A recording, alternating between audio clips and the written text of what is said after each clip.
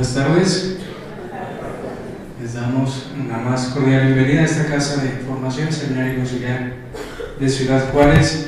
Hoy es nuestro cuarto día de la Semana Cultural, en la que pues, vamos a tener una presentación especial. Y nos acompaña para este día el presbítero licenciado Ramiro Rochín Gagiola, director espiritual de la Facultad de Filosofía. Él nació en Culiacán, Sinaloa, el 16 de julio de 1969. Inició su formación aquí en el seminario en agosto de 1998. Fue ordenado sacerdote el 1 de septiembre del 2007. Es licenciado en Teología Dogmática por la Pontificia Universidad Gregoriana. Estudió Ingeniería Civil en UTEP. Ha pasado por las parroquias del Sagrado Corazón, Nuestra Señora del Sagrado Corazón, San Mateo, y actualmente formador en el seminario desde hace 7 años.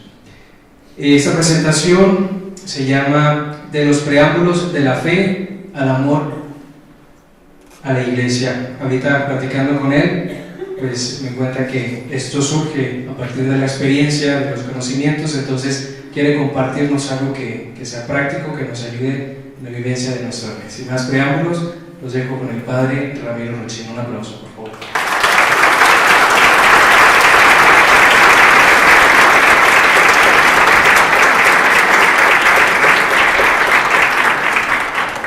Muy buenas noches a todos. Les comparto que para mí es una gran alegría, un gran honor estar aquí con esta conferencia, o más bien esta plática, esta charla, en esta Semana Cultural Académica.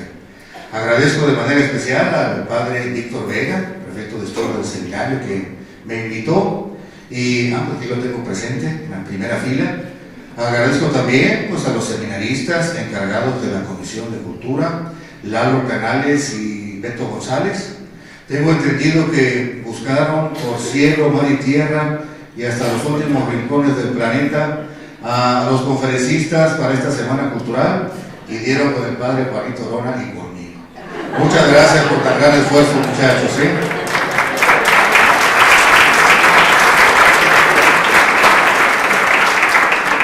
También agradezco a todos los seminaristas aquí presentes y a los amigos del seminario que se han tomado un tiempo para venir jueves en la tarde, y me sorprende el número. Yo esperaba 2 o 3 chicharitos.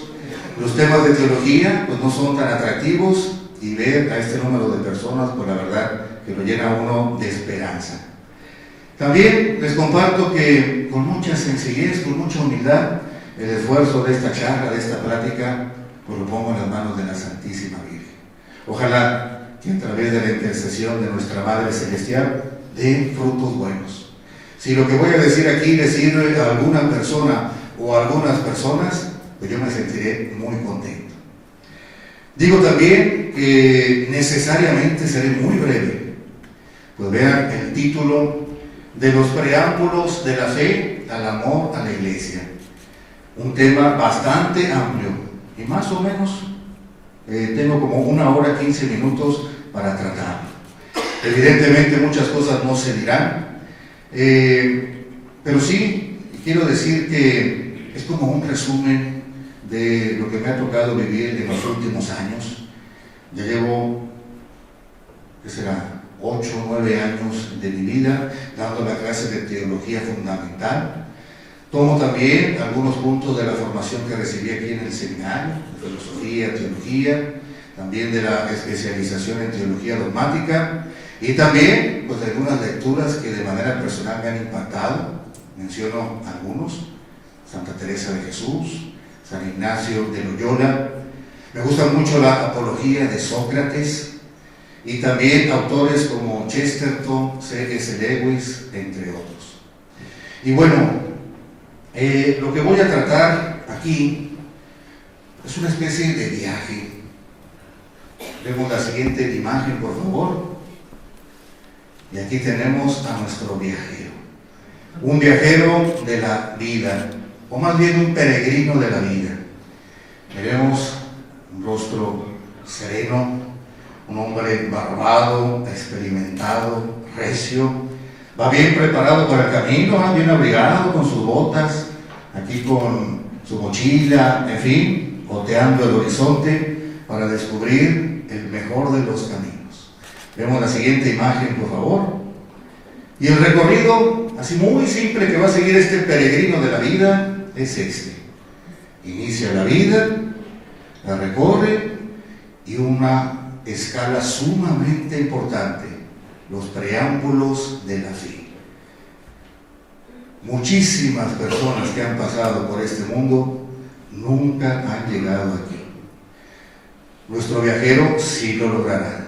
Es un hombre sabio y experimentado. Y si llega aquí, entonces se facilita mucho más llegar a la etapa final del viaje, la fe. Les comparto que cuando me pidieron este tema, me dieron a escoger: Padre, hable usted de lo que quiera. ¿Por qué he elegido esta temática? Porque he descubierto que hay mucha necesidad de estos puntos que voy a tratar. Descubro que el camino es difícil. Descubro, y quizás más en nuestro tiempo que en otro tiempo, que hay problemas especiales. Algunos ejemplos: tantas personas tienen contradicciones enormes en su cabeza. Recuerdo una vez un seminarista de hace algunos años llegó compartiendo una experiencia de su apostolado en una parroquia, y contaba este seminarista que había dado un tema sobre la Trinidad, Dios que es uno y a la vez tres personas, Padre, Hijo y Espíritu Santo. Y que luego una muchachita que estaba ahí escuchando el tema, pues se agarró a risas porque pues ella siempre había pensado que la Santísima Virgen era parte de la Trinidad. Pero con ese tema que le dio el seminarista, pues ya cayó en la cuenta. Una cosa es la Trinidad y otra la Santísima Virgen. Y yo pues me quedé pasmado. Qué superficialidad, incluso en las cosas más importantes, en lo que se cree con respecto a la divinidad. Otro ejemplo: hoy en día pareciera que para muchos, pues lo más importante es la relación de pareja, la relación romántica entre un hombre y una mujer. Y todos los esfuerzos de la vida se tratan de eso, de encontrar la pareja ideal. Uno se encuentra con gente así y a la vez están centrados, enfocados en la relación hombre y mujer, el amor romántico, que basta una mínima reflexión para saber que si es amor verdadero entre un hombre y una mujer, pues es para siempre. Y uno se encuentra con esas personas que se enfocan en eso y con la mayor tranquilidad del mundo aceptan el divorcio como algo normal. Contradicciones enormes. O está muy de moda, pues, querer a los animalitos, recoger a los perros de la calle, hacer donaciones, ¿verdad?, para los animales que están en peligro de extinción. Y eso es bueno. Qué bueno que se quieran mucho a los animales. Pero a veces uno se encuentra personas que aman muchísimo a los animales y como si nada, pues aceptan el aborto. Qué contradicciones enormes en la jerarquía de valores y en el mismo razonamiento de esas personas. O quizás la contradicción mayor. Uno se encuentra muchos que se llaman cristianos, católicos, discípulos de Jesucristo, y sin embargo lleva una vida triste, una vida gris, una vida quizás marcada por la amargura. Yo creo que esa es quizás la peor de las contradicciones. Entonces, los temas de esta noche, así lo considero, son sumamente importantes. Vemos la siguiente imagen, por favor. Aquí vemos un mapa más detallado de ese camino, ¿verdad? Aquí está el peregrino de la vida, acá están los preámbulos de la fe, pero entre el inicio y los preámbulos hay muchos peligros. Una serpiente sumamente venenosa, unos cocodrilos muy bravos, un tiburón, este fue el que actuó en la película de Tiburón, Por cierto, les confío aquí entre ustedes y yo que por la pequeña fortuna que le pagué a ese diseñador gráfico para hacer estos dibujos, la considero bien invertida, es una buena inversión. Entonces, del inicio de los preámbulos de la fe, hay muchos peligros, muchísimos peligros. ¿Como cuáles? Estos que acabo de mencionar, pero muchos más. Por ejemplo, lo que estaba escrito en el frontispicio del templo de Apolo en la antigua Grecia, en Delfos: conócete a ti mismo. Siempre ha sido difícil el autoconocimiento, pero hoy yo creo que más que nunca. Lo que dijo un autor, el terror a lo evidente, hoy está campante en nuestro mundo. Podemos pagar psicólogos, terapeutas, podemos autopsicoanalizarnos varias horas, varios días, y vamos a descubrir muchas cosas de nosotros, pero muy probablemente no vamos a descubrir lo evidente. Aquello que para cualquier persona que nos conoce bien está más que claro. O sea, hasta en las cosas más importantes, el conocimiento nuestro y el conocimiento del ser humano, hoy hay una gran carencia. ¿Y sabes por qué? Porque vivimos tiempos de una gran pereza. Hoy casi todo nos da flojera, pero entre las cosas que más flojera causan, está, por ejemplo, el pensar. Hoy hay una gran pereza en el pensar. Y si no pensamos bien, caemos en situaciones, pues, de lo peor. Yo trato un poquito de dar algunas pistas para no caer en esos errores mentales, en esos errores de un mal pensar. Fíjense, les comparto, yo cuando tenía 18, 19 años, 20 años, me gustaba mucho el tenis y jugaba en algún torneo aquí o allá, en alguno en El Paso, y hubo una experiencia que me marcó mucho. Una vez me tocó jugar contra un señor, pues yo siendo un jovencito así como los del seminario menor, con un señor de 50 y tantos años, y se me quedó grabada esa experiencia, ese recuerdo. El comportamiento de este señor, que para mí era pues muy grande, ya estoy llegando a la edad de ese señor, pero en aquel tiempo para mí era muy, muy grande. Un comportamiento muy ridículo, muy superficial. Y yo recuerdo que me decía una y otra vez, pues ¿cómo puede llegar alguien a esa edad, 50 y tantos años, y comportarse así? Hoy reconozco que en aquella edad yo era muy ingenuo, sumamente ingenuo. Hoy, con los años de experiencia que tengo de sacerdote, sé que un ser humano puede llegar a una edad mucho más grande, ser un anciano literalmente, tener un pie en la tumba y aún así seguir con comportamientos sumamente inmaduros. Uno como sacerdote lo sabe porque uno confiesa a la gente cuando se está muriendo, cuando le quedan horas de vida. Y cuántas veces pues se confiesan porque está sacerdote, pero realmente la cabeza, el corazón están en lo mundano. Siguen pensando esas personas en algún negocio económico, siguen pensando esas personas en algún compromiso social. Sí, errores tan grandes, errores donde a veces se juega el destino eterno. Y peor aún, se mueren las personas.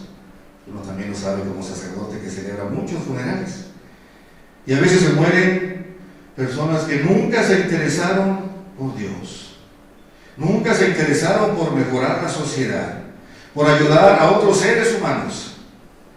Y cuando se mueren han dejado indicaciones a sus familiares, a sus seres queridos, y sus familiares les obedecen para que el funeral se celebre con mariachis, con vestimenta blanca, como diciendo, llevó una buena vida, ya está en el cielo. ¿Quién sabe, verdad? ¿Quién sabe? Si nos dejamos llevar por la ficción, podrá uno creer eso con un buen razonamiento. Yo diría, ¿quién sabe? Y aparte de estos tiempos, pues yo veo a las nuevas generaciones, a nuestros jóvenes tan queridos, pues metidos ahí en las pantallitas, siempre con sus audífonos. Nunca se da tiempo para pensar porque están ocupados poniendo un like en las redes sociales, subiendo una fotografía, llamando por teléfono. Se saben todos los éxitos, los más nuevos de la música, de las películas, de las series. Son expertos en videojuegos porque han invertido horas en esa actividad. Y el pensar bien y el reflexionar. Por todas estas cosas he elegido este tema. Todas estas cosas representan estos peligros. Si se cae en cualquiera de estos peligros que he mencionado y otros que he dejado de mencionar, nunca cualquier peregrino va a poder atravesar este tramo del camino y llegar a los preámbulos de la fe. Y luego, si mencionamos el testimonio de los cristianos, decía el filósofo danés del siglo XIX, Søren Kierkegaard, la peor de las herejías es el jugar a ser cristianos. Hacemos como que somos discípulos de Cristo, hacemos como que oramos, como que nos preocupamos por los demás, pero pues en realidad todo es egoísmo, todo es por encimita, todo es un juego, jugar a ser cristianos. Ahora bien, no se me confunda, no soy pesimista. Lo único que he descrito pues es una situación bastante real, soy realista. Pero desde ese realismo soy optimista, tengo esperanza. Yo aspiro con esta charla, con la ayuda de la Santísima Virgen, y si por allí alguien me capta bien, aspiro a una frase que me gusta mucho, pensando en los seminaristas: formar cabezas de anciano en hombros jóvenes, cabezas de viejos en hombros jóvenes. Es decir, una cabeza sabia, inteligente, que sabe pensar adecuadamente a pesar de la juventud de la persona, a pesar de los pocos años. Ponemos la siguiente imagen, por favor. Este dibujo quedó muy bien, ¿verdad? Casi parece una foto. Fíjense bien, con el recto pensar es como si se pusiera un puente, y con este puente se atraviesa fácilmente este camino plagado de peligros. Con el recto pensar se llega de una manera recta y hasta disfrutándola a los preámbulos de la fe. Entonces sí, soy optimista. Hemos recibido una herencia de muchos siglos, de milenios, si pensamos incluso antes de Cristo, de gente que ha pensado bien. Todo lo que voy a mencionar aquí, nada es cosecha mía. Todo lo he recogido de grandes pensadores del pasado, sobre todo de la hermosísima tradición de la Iglesia. En este recto pensar no se necesita ser un superdotado, basta una inteligencia normal. No se necesita ser un sabio con mayúsculas, se necesita simple y sencillamente tener la recta intención, hacer el esfuerzo de pensar bien, con sinceridad, con objetividad. Cualquiera lo puede lograr, pero eso sí, cada uno lo tiene que hacer. Son de esas cosas que nadie nos puede dar. Con el recto pensar se logra la certeza. Por aquí veo a algunos muchachos del curso introductorio. Estamos viendo en la clase de introducción a la filosofía, que por cierto, qué maravilla la Iglesia. Antes de los estudios teológicos de los futuros sacerdotes, ponen al seminarista a estudiar toda una carrera de filosofía para pensar bien, para lograr el recto pensar. Y aquí los documentos de la Iglesia lo que buscan con estos estudios filosóficos es que el seminarista alcance la certeza, la seguridad total, un cimiento sólido que nada pueda derribar. Los preámbulos de la fe deben de tener esta característica: una certeza total. Pero repito, cada uno tiene que ser como ese peregrino de la vida. Nadie te puede dar esa certeza, tú tienes que lograrla. Pero repito, claro que la puedes lograr, aunque tengas una inteligencia promedio. Es uno de los grandes regalos de Dios. La inteligencia normal que puede lograr esa certeza. Y aquí menciono yo a Sócrates. En su Apología, uno de los diálogos de Platón, la Apología de Sócrates. A mí me gusta mucho. Allí se menciona que Sócrates era el hombre más sabio de Atenas, porque así lo dijo el oráculo de Delfos. Alguien le preguntó, ¿y quién es el más sabio de Atenas? Y el oráculo de Delfos contestó, le dijo la divinidad al oráculo, pues ese tal Sócrates. Y Sócrates empezó a investigar en Atenas a ver si era cierto que era el más sabio de todos. Y descubrió que sí. No porque fuera muy presumido, al contrario, era un hombre muy humilde, y descubrió que era el más sabio de Atenas. Porque les preguntó a muchos que decían saber, y Sócrates descubrió, pues esta persona dice que sabe, pero yo he comprobado que no sabe. Y en cambio, yo soy el único que no sé, pero admito no saber. De allí la famosa frase de Sócrates, yo solo sé que nada sé. Pero en realidad sí sabía muy poquitas cosas, pero las sabía muy bien, las sabía con certeza. Los atenienses lo condenaron a muerte y Sócrates decía, pues si ustedes me dejan seguir viviendo, yo voy a seguir haciendo lo mismo que he hecho los últimos años. Le voy a decir a todo el mundo, ¿de qué te sirve la vida? Para juntar dinero, para buscar placeres mundanos, para buscar poder. ¿De qué te sirve? O sea, incluso para un no cristiano, ese tipo de comportamiento era absurdo. Una certeza así, al modo de Sócrates. Él prefirió morir antes que negar estas certezas, que es lo que busco yo un poquito con esta charla. Ayudar a que cada uno de ustedes se lance en su trabajo personal y se logre esa certeza. Ahora bien, este recto pensar necesita algunos parámetros, algunos criterios que nos ayudan a discernir cuál es un pensamiento bueno, valioso, de un pensamiento absurdo. Este puente en este tema yo lo he construido sobre todo con la ayuda de Gilbert Chesterton, con su libro Ortodoxia, que es una obra maestra. Considero yo que allí Chesterton pone unos parámetros extraordinarios para ese recto pensar.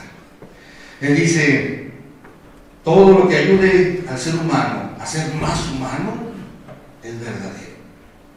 Por ejemplo, los seres humanos, si nos analizamos, estamos hechos para conocer.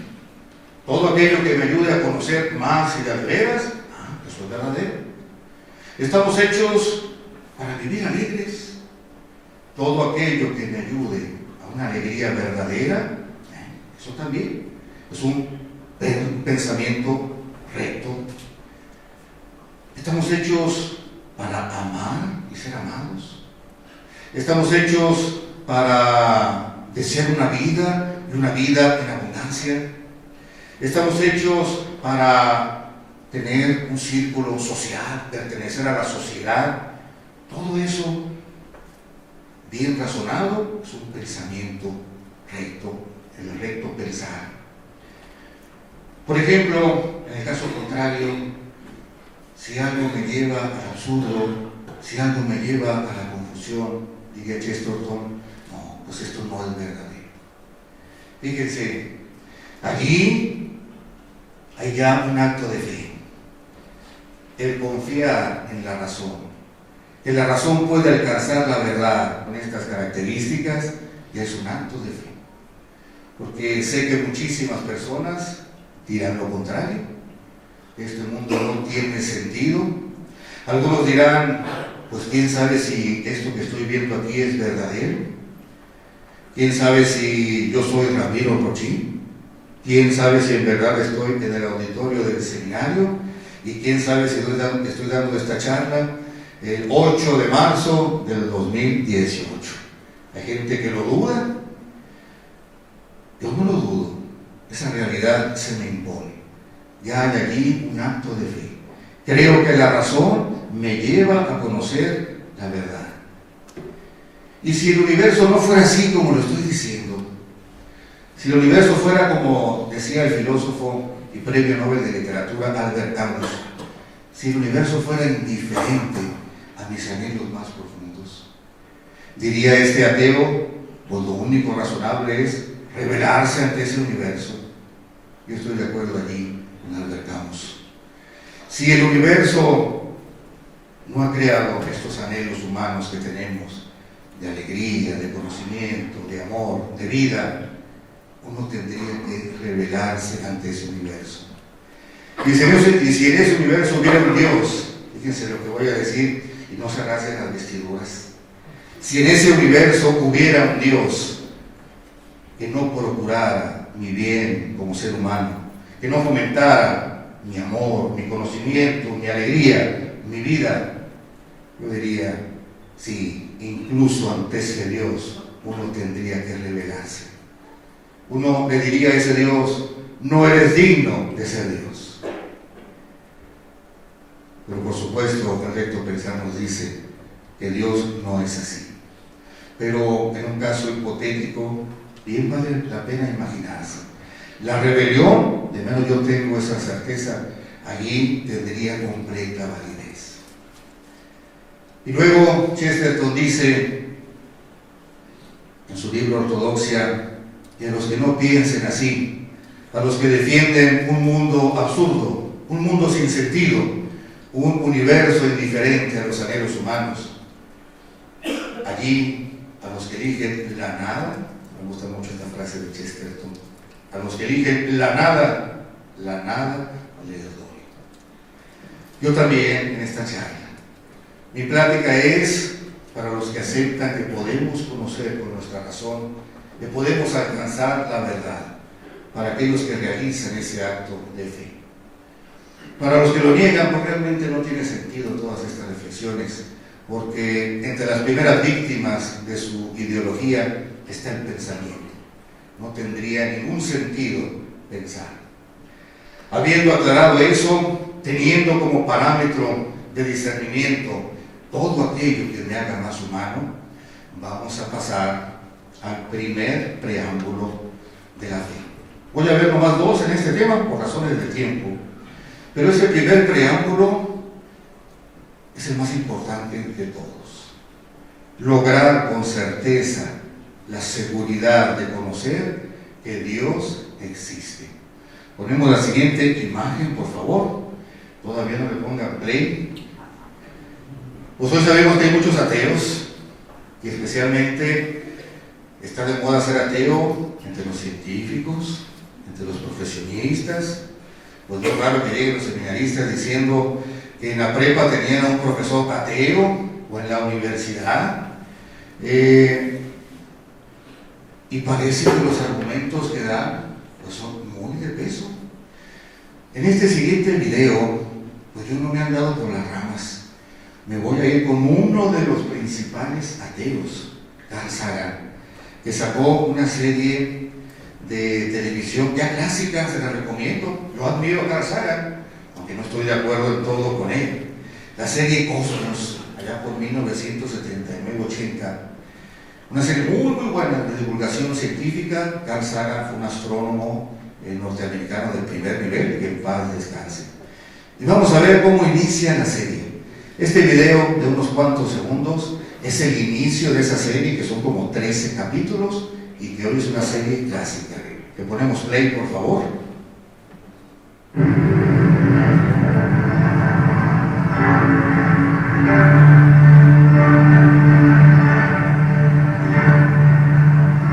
El cosmos es todo lo que es, todo lo que fue, todo lo que será. Contemplar el cosmos nos emociona. Hay un temblor en nuestros miembros. La voz se nos quiebra. Hay una vaga sensación, como un recuerdo lejano que desplome desde una gran altura. Sabemos que nos acercamos al más grandioso de los misterios. Gracias. Ponemos la siguiente imagen. No se escuchó bien. Cuando lo grabé en mi celular se escuchaba muy bien, pero aquí ya en el auditorio no tanto. Fíjense cómo inicia la serie Cosmos, serie de divulgación científica, con uno de los grandes científicos del mundo, Carl Sagan. El cosmos es todo lo que fue, todo lo que es y todo lo que será. Y lo dice con una música hermosísima y con unas escenas también magníficas, esas olas. Y luego con palabras poéticas. Es el misterio más grande que nos encontramos, el cosmos. Pero al mismo tiempo está diciendo que Dios no existe. Si el cosmos es todo lo que ha sido, todo lo que es y todo lo que será, y este cosmos es este universo material que nos rodea, está diciendo con otras palabras Carl Sagan, Dios no existe. No me fui por las ramas. Si uno tuviera enfrente a un científico de ese nivel, y aparte fue un muy buen hombre en otras dimensiones de la vida, un gran pedagogo, un hombre generoso, y te encuentras con un hombre así, y frente a tus narices te dice eso, yo estoy seguro que muchos tambalean, les tiemblan las rodillas, y su creencia en Dios tantas veces se hará pedazos. Por un testimonio de alguien así, de ese tamaño, de Carl Sagan. Bueno, pero se trata aquí de alcanzar el preámbulo de la fe. Y el principal de todos es la existencia de Dios. ¿Qué le podemos decir a Carl Sagan? Dios no existe, pero el solo hecho de que seamos parte de esta creación es algo hermoso, está diciendo él. Yo creo que aquí le podríamos refutar con mucha claridad. Un momentito, Carl Sagan, por favor, no me lo cuentes así. No me lo cuentes como una noticia hermosa y poética que Dios no existe, porque no es verdad. No es una buena noticia. Si Dios no existiera, sería la peor de las noticias. Entonces hagan donde dejas a los millones y millones de personas que practican una religión y creen en Dios. Si Dios no existe, se les derrumba su mundo. ¿Dónde dejas, Carl Sagan, a todos los hijos que hemos perdido algún padre y le rezamos a Dios para que ese padre esté bien en la vida eterna? ¿A dónde dejas, Carl Sagan, a los padres que han perdido a sus hijos y le rezan a Dios para que sus hijos estén en un mejor lugar? ¿En dónde dejan nuestros deseos de vida inmortal, de vida con mayúsculas? Y eso implica que nunca va a terminar. Así que no me engañes, Carl Sagan, con tus palabras poéticas, con tu música hermosa, con tus escenas magníficas. Allí yo no estoy de acuerdo contigo. Si Dios no existe, no es una buena noticia. En segundo lugar, le podríamos decir a Carl Sagan, por favor, Sagan, por favor, eres un gran científico, y tú, más que nadie, debes de saber que esa afirmación de que Dios no existe, que lo único que existe y ha existido y existirá es el cosmos, no es una afirmación científica. Sé más honesto, Sagan, y explica mejor esa frase. Lo que debió haber dicho Carl Sagan al inicio de ese documental serían palabras como estas. Con los datos que nos proporcionan los descubrimientos científicos, yo creo que Dios es una hipótesis innecesaria. Allí sí sería honesto. Yo creo, con estos datos, yo saco esta conclusión. Pero antes de continuar en este argumento, hace unos cuantos años la cadena Fox hizo una nueva versión de esta serie, una inversión multimillonaria, porque desde el 79-80 hasta esta nueva segunda versión de Cosmos, pues pasaron como unos 30 años más o menos. Vamos a ver cómo inicia esta nueva versión. Siguiente imagen, por favor. Carl Sagan ya murió en 90 y tantos. El que dirige esta segunda serie es otro astrónomo norteamericano de primer nivel, Neil deGrasse Tyson, algo así, está mal pronunciado el nombre. Pero veamos cómo inicia. Adelante, play, por favor. No, ese mero. El cosmos es todo lo que es, todo lo que fue y todo lo que será. Vengan conmigo. ¿Así? Bueno, por lo menos en esta segunda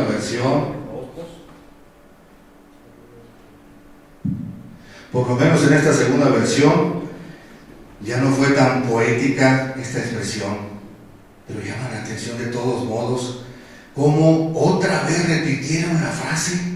Así dice la serie también de 13 capítulos. El cosmos es todo lo que ha sido, todo lo que es y todo lo que será. O en otras palabras, Dios no existe. ¿Qué le podríamos decir a Neil deGrasse Tyson? Pues le podríamos decir lo mismo que a Carl Sagan en el argumento anterior, y podríamos agregar otras cosas. Si fuera honesto, dirían estos ateos científicos de primer nivel, con los datos científicos que se han obtenido, yo deduzco que la hipótesis de Dios es innecesaria. Y entonces podríamos preguntarles, al modo de Sócrates, y quedarían como un absurdo las siguientes respuestas que dieran.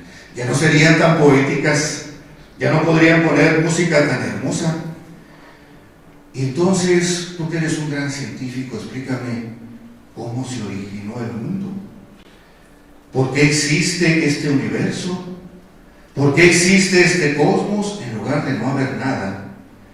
Y las respuestas que nos dan él y otros tantos científicos, Stephen Hawking, Richard Dawkins y otros, hay muchos muy famosos y ateos, muchos de ellos, y las respuestas siempre son estas. O el universo ha existido desde siempre, o el universo salió de la nada. Pero ahí yo les encargo a cada uno de ustedes que reflexionen en esas respuestas. Imagínense que el universo ha existido desde siempre, desde toda la eternidad. ¿Cómo se originó ese universo? Desde siempre. A mí me suena absurdo. O la otra opción, salió de la nada. ¿Cómo es posible que salga algo de la nada? ¿Así nomás? ¿Por casualidad? Pues si no había nada, ahí también se los encargo. Reflexionen sobre eso y entonces van a descubrir que estas dos respuestas son absurdas. Hay una tercera respuesta, es una teoría científica que está de moda, la teoría de las cuerdas, que dice que todas las partículas del universo son como una cuerda de guitarra, y cuando le haces uno a una cuerda de guitarra, pues vibra, ¿verdad? Y es como una comparación, es una partícula que vibra en muchas dimensiones y nosotros nomás vemos una. Significa que hay muchísimos universos, algunos dicen universos infinitos. Pues nada más que esta teoría, que ya lleva varias décadas, pues no puede ser comprobada científicamente, no predice nada. Con una buena filosofía de la ciencia podemos decir, el valor de esa teoría, la teoría de las cuerdas, es prácticamente nulo. Aún así, suponiendo que algún día, no creo que ocurra, pero que algún día se comprobara la validez de esa teoría de las cuerdas, las preguntas siguen siendo vigentes. ¿Y cómo se originaron esos millones, infinitos universos? Y la respuesta de estos científicos tiene que ser la misma. O salieron de la nada, o han existido desde toda la eternidad. Y allí es tarea personal de cada uno pensar en esas respuestas. Yo lo he hecho, y por lo menos de manera personal les digo, me parecen absurdas. Me parece más ingenuo un ateo que alguien que cree en Dios. En un Dios que ese sí ha existido desde toda la eternidad Y ese sí, de la nada puede sacar un universo. Pero suponiendo que haya un hueso duro de roer, pues está la respuesta que da ese gran filósofo y teólogo Blaise Pascal, francés del siglo XVII, monje. Y él dice, pues no tanto hay que preguntar si Dios existe, porque él decía esto, por la razón no lo podemos averiguar. Más bien hay que hacerse otra pregunta: ¿conviene creer en Dios o no, dado que no lo podemos conocer, su existencia? Y dice Pascal, pues hay que analizar. Si creemos en Dios pasa esto, y si no creemos en Dios pasa esto. Suponiendo que Dios exista, si creemos en Dios, pues entonces nos salvamos, pues entonces tenemos vida eterna. Eso implica también que hay que llevar cierto comportamiento en la vida, etcétera, etcétera. Y si no creemos en Dios, pues puedes hacer lo que quieras, pero si Dios existe, pues te condenas. Y si no existe, bueno, pues tu vida desaparece, pero de cualquier manera tu vida será un instante. Concluye Blaise Pascal. Pues, aunque no podamos saber si Dios existe o no por la razón, sí conviene creer en Él, por las consecuencias. Eso es para los huesos duros de roer. Yo en lo personal les confieso, yo no tengo necesidad de hacer la apuesta de Pascal, que sí se conoce ese razonamiento, pero a lo mejor a alguno le sirve. Ahondando en estos ateos, hay otros argumentos que a mí, esto sí me sirve. Si uno fuera ateo, pues ¿por qué tiene uno que predicar a los cuatro vientos que uno es ateo y tratar de convencer a los demás? A final de cuentas, si uno cree en Dios o no cree en Dios, la vida es un instante y vamos a desaparecer. ¿Por qué ese afán de ser casi como un nuevo San Pablo, predicando ese ateísmo? O ser tan insistentes quizás como los testigos de Jehová, pero con otro mensaje, ¿verdad? No creas en Dios, Dios no existe, la ciencia ya lo comprobó. Realmente para mí no tiene sentido. Y la respuesta que me encuentro a mí mismo es esta: hay un común denominador, de menos es lo que me ha tocado ver a mí, de todos los ateos que he conocido, ya sea en persona o a través de publicaciones o entrevistas, como Carl Sagan, como Stephen Hawking, y el común denominador es este: nunca te vas a encontrar un ateo que se crea tonto. Todos los ateos se creen muy listos, más listos que el común de las personas. La inmensa mayoría del mundo es creyente y realmente en porcentaje los ateos son mínimo, un porcentaje mínimo. Ahí encuentro la respuesta. Vean todos cuán inteligente soy, qué hueso soy, qué hueso tan duro de roer soy, tanto así que yo no creo en Dios. Por tanto, se puede obtener la certeza en Dios. Hay muchos otros argumentos. Las 5 vías de Santo Tomás, que reflejan también cómo muchas culturas han llegado por la razón al conocimiento de Dios. Santo Tomás, sus 5 vías, él agarra una de Aristóteles, Dios como primer motor, agarra otra de Platón y San Agustín, Dios como el sumo bien, agarra otra de el filósofo árabe Avicena, Dios como causa incausada, y del filósofo judío Maimónides, Dios como el ser necesario, en contraste a los seres contingentes que no son necesarios.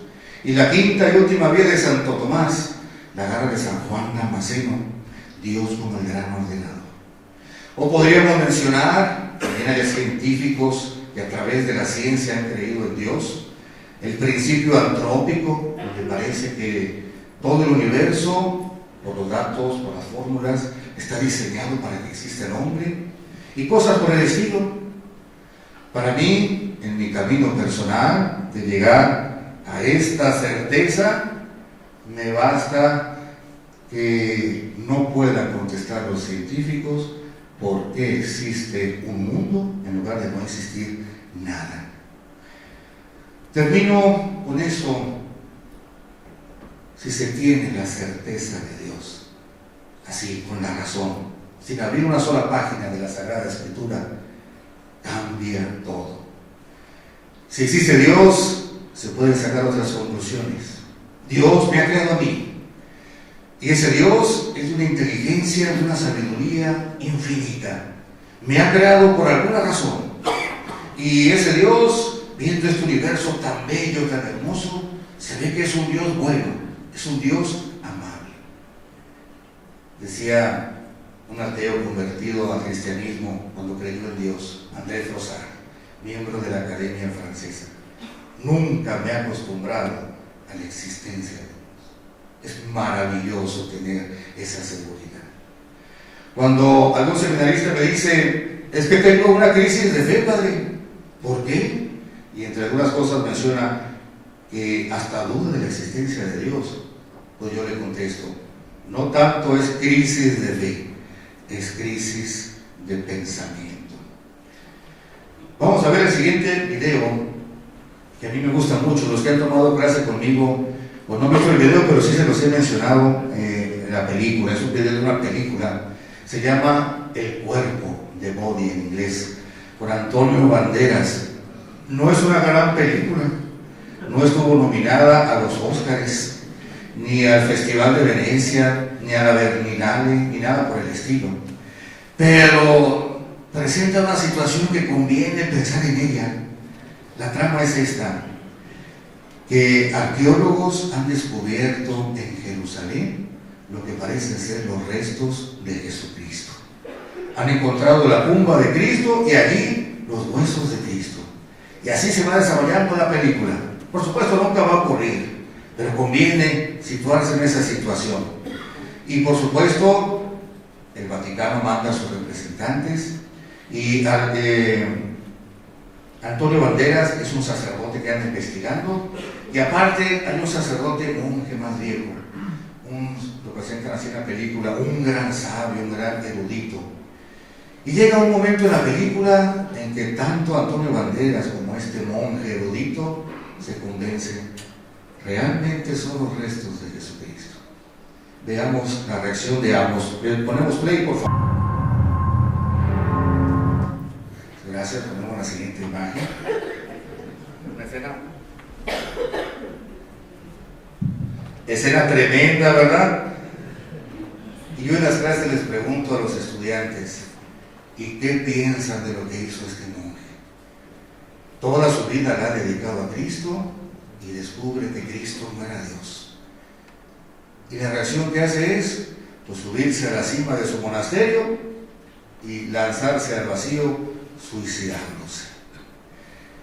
Aquí no les pregunto, ¿verdad?, porque son muchos, pero yo les doy la respuesta: el que hizo esta película no conoce a los católicos. Si realmente el personaje es un monje erudito, quiere decir que sabe mucha filosofía. Y si Cristo no fuera Dios, si no hubiera resucitado, si se encontraran sus huesos, nuestro universo sería un universo más triste. No tendríamos un Dios locamente enamorado como un adolescente de los hombres.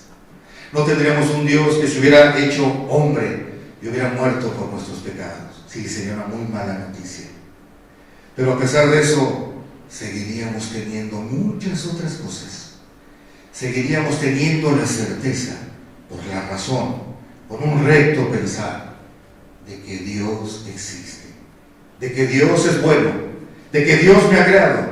Y si me ha creado es porque tiene un plan para mí, de un Dios que ha puesto en mí todos estos anhelos de felicidad, de amor, de conocimiento. Es decir, tendríamos este principal preámbulo de la fe. Y sí, el universo no sería tan hermoso, pero por supuesto tampoco sería para lanzarnos al vacío. Por eso, qué importante es tener esa certeza de que Dios existe. Este es un preámbulo que vamos a ver en esta charla. Vamos a ver el segundo y último. El de que Dios existe es el más importante, y a cada uno le toca, por su razón, alcanzar esa certeza. Y el segundo que he elegido es el más fácil de todos. Aquí lo voy a explicar muy rápido. Alcanzar la certeza de este segundo preámbulo es muy fácil. El segundo preámbulo de la fe es este: tenemos una inclinación al mal. Tenemos una inclinación al mal. Hay filósofos que han negado esto. Es famoso Juan Jacobo Rousseau, que decía que tenemos una naturaleza buena, el buen salvaje. Yo no he encontrado ni en la filosofía ni en la psicología una explicación mínimamente satisfactoria de por qué tenemos esa inclinación al mal. Cualquiera lo puede comprobar. Es sabroso chismear, es sabroso pelearse, ¿verdad? Es cierto saborcillo cuando le digo al otro sus verdades, cuando me pongo rojo de coraje, ¿verdad? Es cierto saborcillo allí. La pereza, a todos se nos facilita la pereza. La gula, ¿verdad? A todos se nos facilita. Si alguien me hace algo, me sale muy natural el odio y el rencor. O como lo dijo un niño pequeño que le preguntaba a su papá: oye papá, ¿por qué es tan malo ser bueno y tan bueno ser malo? ¿Por qué es tan malo ser bueno? Porque todo lo que vale la pena nos cuesta mucho trabajo. El ser prudente, el ser virtuoso, muchísimo trabajo. Los estudiantes, los seminaristas, ponerse en el escritorio sentado a pegarle duro a los libros, cuesta trabajo. El hacer tu aseo diario, tu obligación, cuesta trabajo, es más fácil no hacerlo. ¿Y por qué es tan malo ser bueno? Porque hay ese atractivo al ser malo. Todos los hombres que están aquí, yo creo que se van a identificar conmigo. Las mujeres tendrán otras cosas, pero voy a decir de los hombres porque era lo que hacía yo de chiquillo. Ahí algún psicólogo me dirá: es que es un psicópata. No, yo creo que eso lo hacen todos los niños.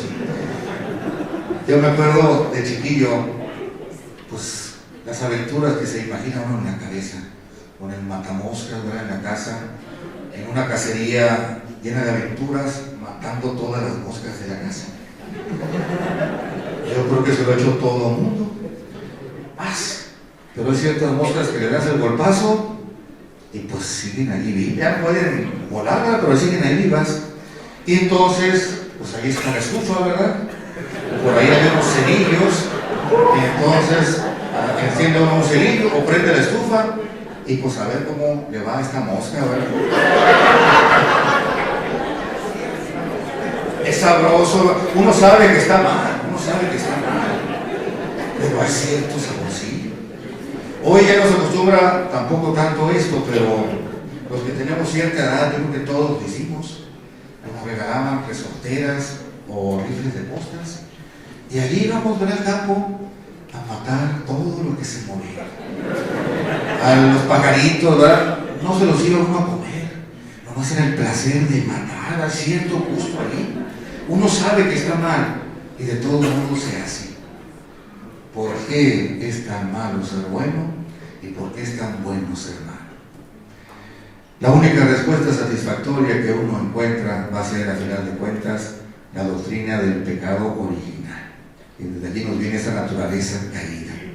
Pero antes de eso, con esos dos preámbulos de la fe, hemos llegado aquí. Podríamos mencionar muchos más, que podemos alcanzar cada uno con una inteligencia normal, pero bien llevada. ¿Por qué tengo estos deseos de inmortalidad? ¿Por qué tengo una conciencia que me dice lo que está bien y lo que está mal? Etcétera, etcétera. Pasamos a la siguiente imagen. Y con estos preámbulos de la fe, entonces es mucho más fácil llegar a la fe.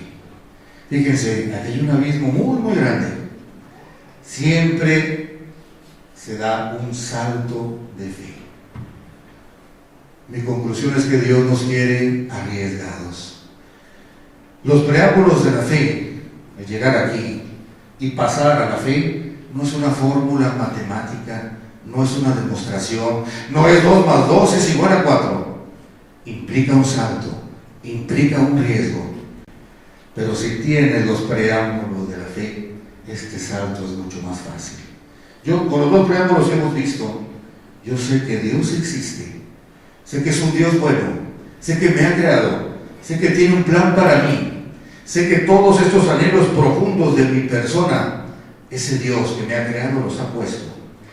Y sé también que tengo una naturaleza caída. Si sigo reflexionando con esta naturaleza caída, una y otra vez cometo pecados. Aquel que sea objetivo, lo primero que encuentra evidente en su persona es su imperfección y sus pecados. Y por tanto necesito un Salvador. Y este Dios que me ha creado, yo lo puedo amar. Y si voy juntando todos los puntos, todas estas reflexiones, entonces casi de una manera natural veo esa revelación cristiana, sagrada escritura y tradición, que responde a todos los anhelos más profundos de mi persona, y entonces puedo dar este salto de la fe.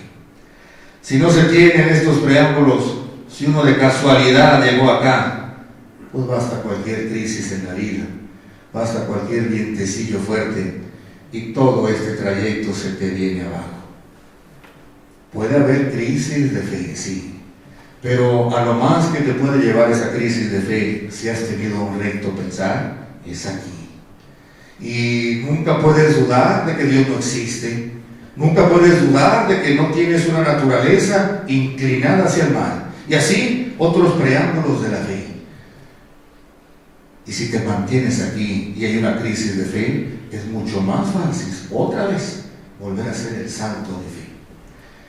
Ahora bien, el tema se llama de los preámbulos de la fe al amor a la iglesia. Con este razonamiento ya hemos llegado acá, y esta fe le da una nueva luz, una nueva visión a la vida.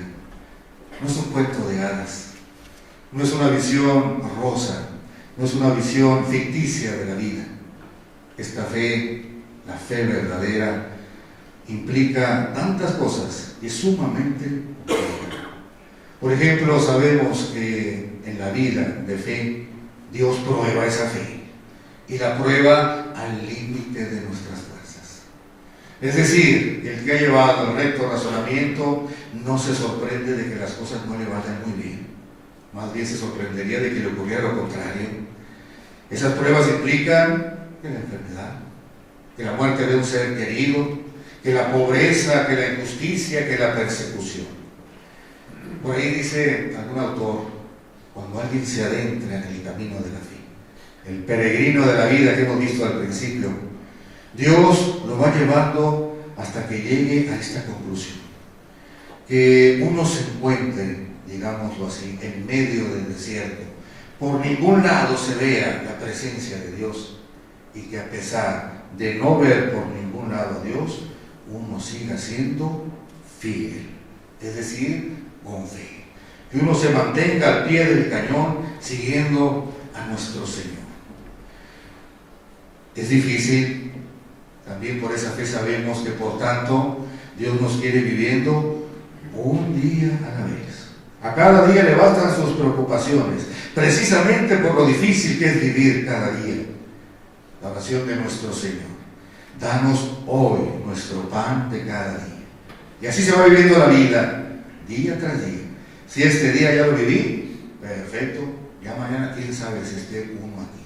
La muerte también es la compañera permanente de este viaje. Pero lo difícil de este camino de fe se hace llevadero por esta cruz, por Cristo. Porque no es un camino de obediencia, es un camino de relación personal, de intimidad. Quizás lo pueda explicar con la que para mí es la mejor pregunta de los evangelios.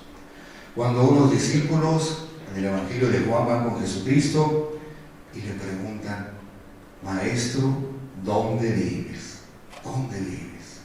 A mí se me hace la pregunta más hermosa, porque cuando le preguntan a Jesús: ¿dónde vives?, esos discípulos le están diciendo: quiero saber dónde vives, Señor, porque allí me vas a tener un día y otro también. Quiero saber dónde vives, porque de mí no te vas a escapar, Señor. Es una relación de amor. El mayor privilegio de esa fe es vivir en ese camino junto a Jesucristo. Y en el camino de la fe, la palabra mágica, así como esa fórmula milagrosa que buscaban los alquimistas en la Edad Media, que todo lo convierte en oro, es el fiat. Hágase, lo vemos en el Génesis, hágase la luz. Lo vemos en la Santísima Virgen María, hágase en mí según tu palabra. Y lo vemos con nuestro Señor en la Pasión, que pase de mí este cáliz, pero no se haga mi voluntad, sino la tuya.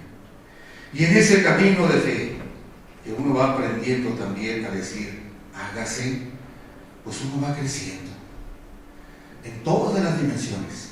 Decía Santa Teresa de Jesús, conociendo a Dios, nos vamos conociendo a nosotros. Y conociéndonos nosotros sabemos qué cosas hay que trabajar y qué cosas vamos bien. Uno como sacerdote, pongo aquí un ejemplo de tantos, uno sabe que este camino de la fe es para gente normal. Yo recuerdo en la parroquia de Nuestra Señora del Sagrado Corazón de Jesús, a mí me tocaba visitar a los enfermos, y allí una vez visité a una señora que, estando con ella, me recibió así como si fuera el gran honor, el sacerdote que viene a mi casa. Y platicando con ella, pues realmente dice uno, el honrado soy yo.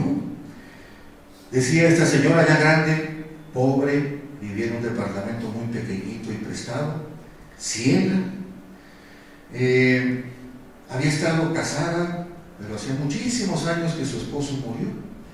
Tuvo un hijo nada más, pero ese hijo se murió cuando tenía unos 20 y tantos años. Entonces una historia terrible, pero era una mujer de fe y se sentía honrada, agradecida, bendecida por Dios, porque el sacerdote había ido a visitarla. Ese es más o menos el camino de fe que Dios tiene preparado para sus discípulos. Ahora bien, esto no quita las cosas terribles. Hay una batalla tremenda cuando nuestro Señor le dice a Pedro, tú eres Pedro y sobre esta piedra edificaré la iglesia y las puertas del infierno no prevalecerán sobre ella. Las puertas del infierno no prevalecerán sobre ella. Allí Dios nos está diciendo que va a haber una batalla terrible, una batalla brutal. Por un pelito las puertas del infierno parecería que iban a ganar, pero por la intercesión de Cristo no prevalecerán sobre la iglesia. Por ejemplo, hoy nuestro escándalo actual, de los más grandes en la historia de la iglesia, la pedofilia. Yo lo veo en el contexto de esta batalla entre Dios y el infierno. La pedofilia es algo, civilmente hablando, que merece la prisión. Y claro que hay que apoyar lo que dice el Papa Francisco y antes del Papa Benedicto XVI, cero tolerancia. Y los católicos deben ser los primeros que denuncien a los sacerdotes pedófilos y merecen la prisión. En sentido espiritual, en sentido de fe, es algo también diabólico. ¿Cómo ocurre que un sacerdote, que seguramente se ordena lleno de ilusiones, poco a poco va desviando su mente, sus afectos, hasta que llega a ver a lo más inocente e hermoso del mundo, que son los niños, con mirada lasciva, con pensamientos lujuriosos, y luego lo lleva a cabo? Yo creo que es algo diabólico. Pero al mismo tiempo es un escándalo tremendo y la Iglesia está tomando las medidas. No hay que olvidar que en el mundo existen más de 400,000 sacerdotes. Y cualquiera que conozca a un grupo de sacerdotes sabrá que la inmensa mayoría, hombres comunes y corrientes, pero la inmensa mayoría son hombres buenos, son hombres alegres. Tratan de cumplir su trabajo, viven su celibato, aman a Cristo y aman al pueblo de Cristo. Están las dos cosas, una batalla terrible, y hay gente que cae en esa batalla, los sacerdotes pedófilos, las víctimas de la pedofilia, tanta gente que vive en la angustia, en la desesperación, algunos llegan hasta el suicidio, pero viendo el contexto general, sigue estando allí la presencia divina, llena de consuelo, en la iglesia de Cristo. Con toda intención le puse este título a esta charla: de los preámbulos de la fe al amor a la iglesia, porque esta fe incluye el amor a la iglesia. Yo sé que mucha gente ama a Cristo, y mucha gente se confiesa y bautizan a sus hijos y se casan en un templo, en fin, una vida sacramental. Pero al mismo tiempo sé que muchos que llevan esa vida, cuando se trata de la iglesia católica, apostólica, romana, no existe ese cariño. Una fe verdadera, bien entendida, con un recto pensar, incluye el amor a la iglesia. Cuando estaba en Roma, pues a veces vivía uno en Roma, en el colegio mexicano en Roma, donde siempre hay 120 sacerdotes de todo México estudiando allá, y de ahí se van a las diferentes universidades. Yo iba a la Universidad Gregoriana, y algunas personas visitan a los sacerdotes allá, y los sacerdotes pues hacen de guía de turistas en Roma.